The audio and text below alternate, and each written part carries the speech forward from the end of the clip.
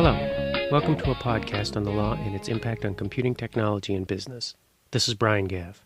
I'm a senior member of the IEEE and partner at the McDermott, Will & Emery law firm in Boston. The IEEE is presenting this podcast in connection with my column that appears each month in Computer Magazine, a publication of the IEEE's Computer Society. That column discusses legal issues relevant to people in the computer hardware, software, networking, and service businesses. In the last podcast, I discussed some of the recent major court decisions in intellectual property. This podcast will cover some basics of contract law, which is the topic of my March 2014 column in Computer Magazine. What is a contract? In simple terms, a contract is an agreement between parties. One party makes an offer to provide goods or services to another party. The other party can accept or reject that offer. Typically, the other party pays what's called consideration, usually money, to the first party in return for the goods or services provided. That sounds simple, doesn't it? It rarely is. That's because contract law is old and has many nuances. When a deal doesn't work out and the parties go to court for a resolution, the intricacies of contract law become apparent. On top of that is the fact that contract law varies between jurisdictions, for example, between U.S. states. Getting into all of the details of contract law is usually done in a year-long class in law school. So, in this short podcast, we'll just cover some of the basic points to keep in mind when you're negotiating a contract. The three main parts of a contract are the offer, acceptance, and consideration. The offer is a clear, unequivocal statement from a party, called the offeror, to another. It needs to include all of the important terms of the deal. If it's vague or incomplete, it's usually not considered an offer. When the other party, known as the offeree, receives a valid offer, he can accept it or he can reject it. A counteroffer, if it's made, usually operates as a rejection and termination of the initial offer. So, for example, if a landscaper offers to mow your lawn for $100 and you respond by agreeing to pay $50 and the landscaper refuses, you then can't agree to pay the $100 and require the landscaper to accept that and perform the service.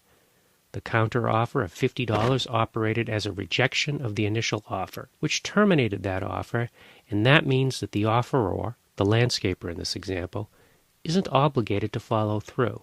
Although the landscaper is free to renew his offer under the same or different terms, say by offering to do the job for $75, he isn't required to do so.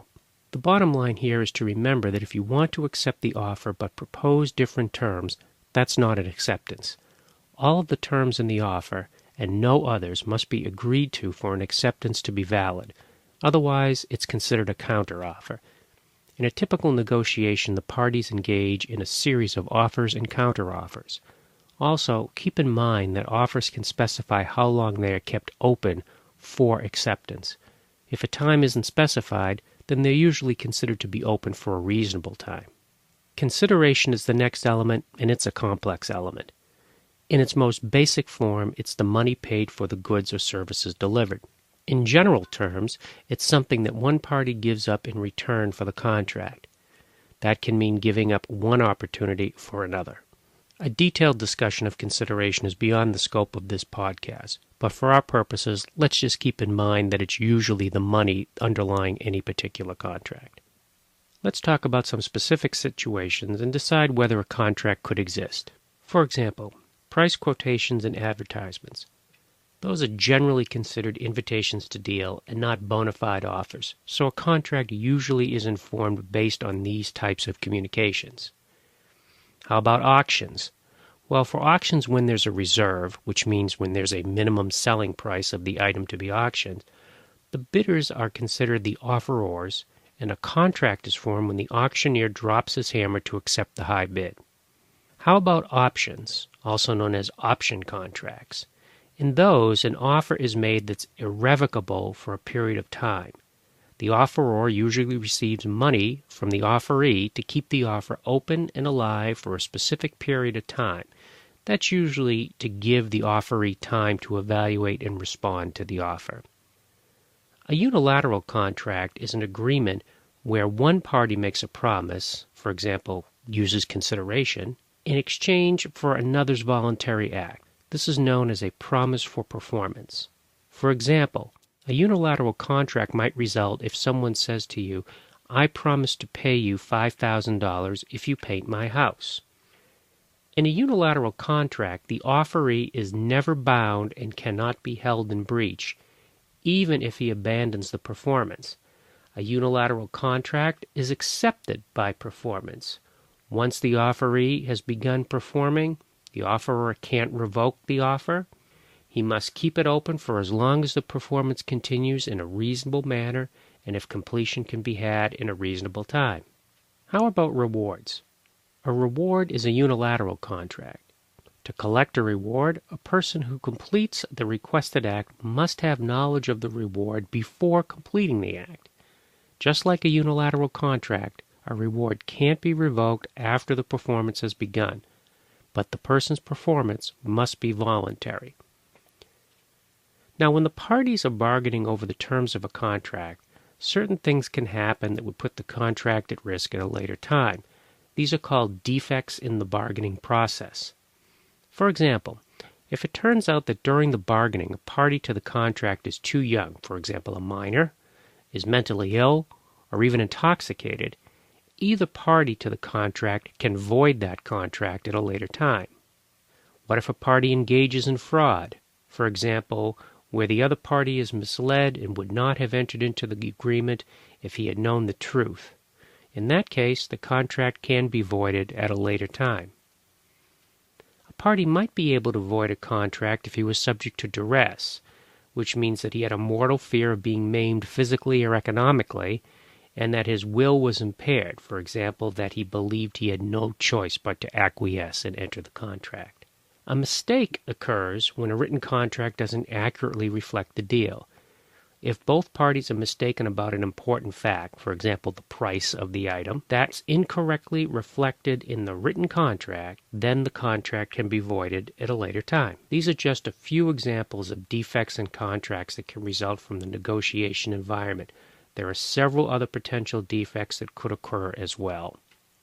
When a contract is breached, the aggrieved party typically turns to the court to get a remedy. Because remedies can be wide-ranging and discretionary, many contracts specify the applicable remedy so the parties can limit their exposure if a breach occurs. One common form of remedy is known as liquidated damages. A liquidated damages clause fixes the damages, which is an amount of money, at the time the contract is entered, thereby relieving the aggrieved party from the requirement to prove in court what he's entitled to as damages.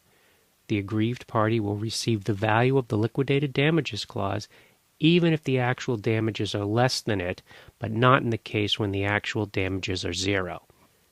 Liquidated damages clauses are a good way to take uncertainty out of a determination of what's a fair amount for a remedy. It represents an amount that both parties agree on at the outset to be fair compensation for a breach. Consequential damages, on the other hand, are at the other end of the spectrum. Many contracts include terms that disallow them. Basically, consequential damages are damages that result from the special circumstances of one or both of the parties. For example, if a mechanic agrees to repair a car by a specified time but fails to do so, and a result is that the car owner can't use his vehicle to close another deal that would have brought him, say, $100,000 in profit, the car owner might try to recover that $100,000 from the mechanic as consequential damages, instead of just an amount of money that reflects the loss of the use of the car or the value of substitute transportation. So you can see, given the risks associated with consequential damages, it's not surprising that most contracts disallow them. I hope you found this podcast useful. Contract law is very complicated. If something out of the ordinary occurs in a deal, it can be helpful if there's a clause in the contract that covers that situation, and that might eliminate the need to litigate over what happens next.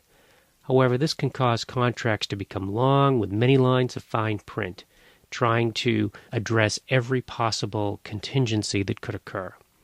It's always advisable to have your attorney review every contract before it's accepted. Stay tuned for next month's column in Computer Magazine. Until next time, this is Brian Gaff. Feel free to contact me via email at bgaff@mwe.com. Thank you.